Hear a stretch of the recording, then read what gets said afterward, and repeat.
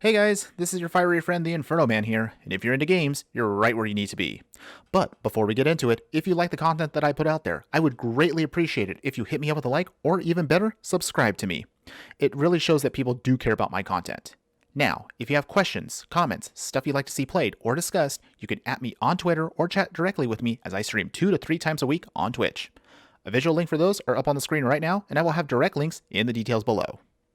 And for today's video, I originally was going to do one on Historic Anthologies 5, but this actually just came up right now. As you already know right now, we were just told by Wizards of the Coast that they will be banning Time Warp in Historic. Now, if you've seen already, or if you've probably played a little bit right now on the ladder, you'll have noticed that Jeskai Turns is becoming a bit of a problem. So you kind of can see where the logic came from that this was going to be inevitable. Obviously, Wizards of the Coast had told us before, when Mystical Archives was a thing, that expect possibly some of the cards to be evaluated later down the line and possibly banned. As you already know, they pre-banned some of those cards early on, such as Dark Ritual, Swords to Plowshare, and Lightning Bolt, which I disagree with, but that's a whole nother video. But basically, as you see right here, we now know that this is the card that they wanted to get rid of. But some people in the community disagree. And here are the other two cards that are being considered for the possible chopping block. The other two cards that are also part of this whole thing are Faithless Looting and Brainstorm. Both of these 1-drops enable a lot of dramatic card draw changes and possible deck options out there.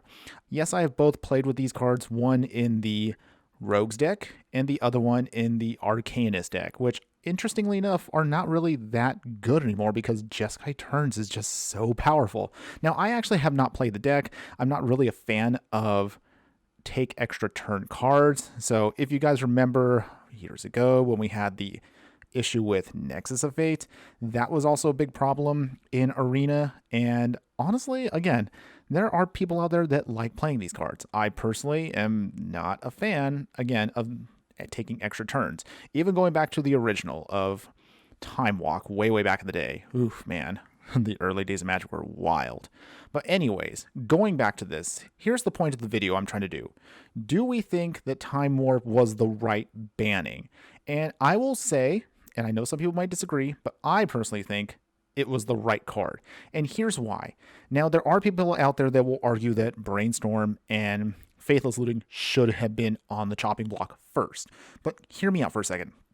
The reason why I think that Time Warp was the appropriate card to ban, if at the very least the first one of these top 3 cards, is this is the major enabler that creates problems for other decks to deal with.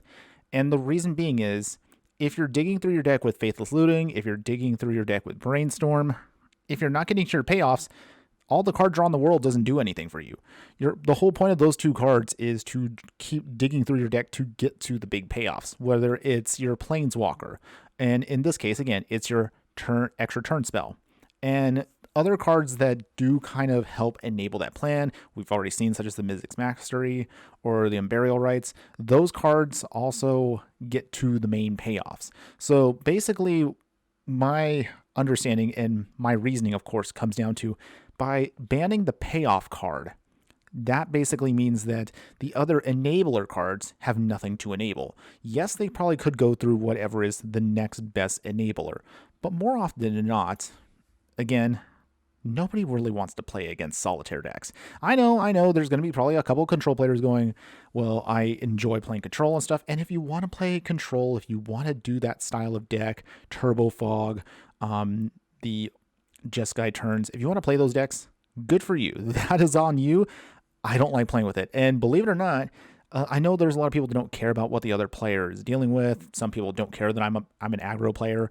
But for me, the point of Magic is, of course, not just, playing your favorite style of deck, but it's also the fun interaction that you can have with others. And I think one of the bigger problems that also is having now currently with competitive Magic also is many decks tend to be a lot more solitaire oriented. And the Jeskai Turns deck is a big red flag regarding this. As you've already heard me talk about, it just enables a person, if they don't have an answer to it, if your opponent has no answer to you as the Jeskai player, and you're just getting extra turns, you're drawing through cards, if they have nothing, you're basically playing on your own, and you might as well just be playing against Sparky, because at that point, there's nothing they're going to be able to throw at you to stop you from going off. So that's more for me. I kind of just want to hit that concede button because it's just not fun. It's boring. That's not what I play Magic for. I play Magic for the fun interactions that I encounter sometimes. I do play, yes, control decks. And the reason why I actually play personally control decks is I need to at least understand from the control player's mindset of how they're getting to where they are. If I am to play, again, my mid-range or my burn deck or just anything aggro, I need to figure out how to anticipate their control, and that's why I play personally control decks.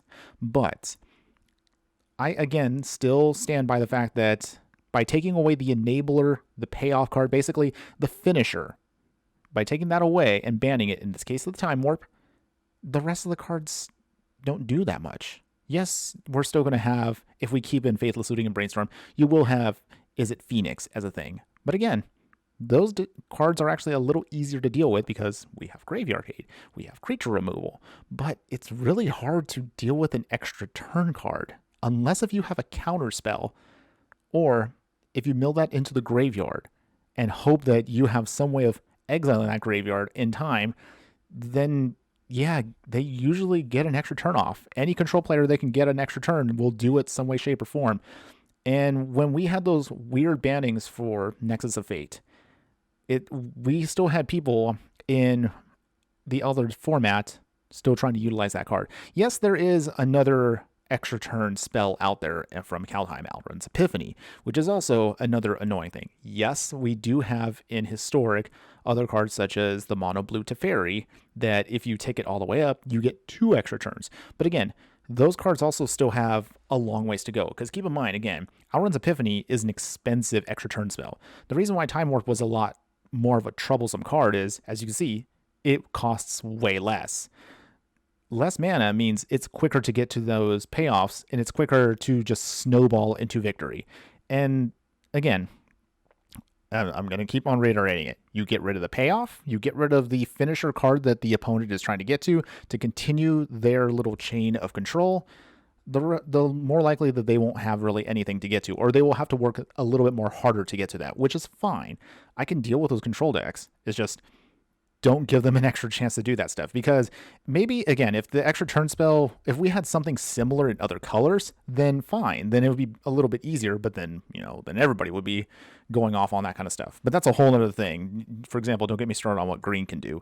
But what do you guys think? Do you think it was the right card for Wizards of the Coast to ban in Magic Arena?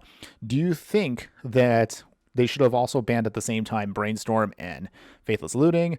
Do you think that maybe they should unban other cards that you think aren't going to be a bit of a problem? Let me know in the comments below, and I would love to hear from you guys. Again, this was just a quick little rant about what I think is actually a good decision that Wizards made, and I actually think for now, let's keep Brainstorm and Faithless Looting in the format and see where it goes. Let's see where decks go to from there. But otherwise, thanks again for watching, everyone. Be sure to like and subscribe if I helped you out, you learned something, or at least I entertained you. And remember that no matter what you do play in the game of life, always be sure to burn bright. Later.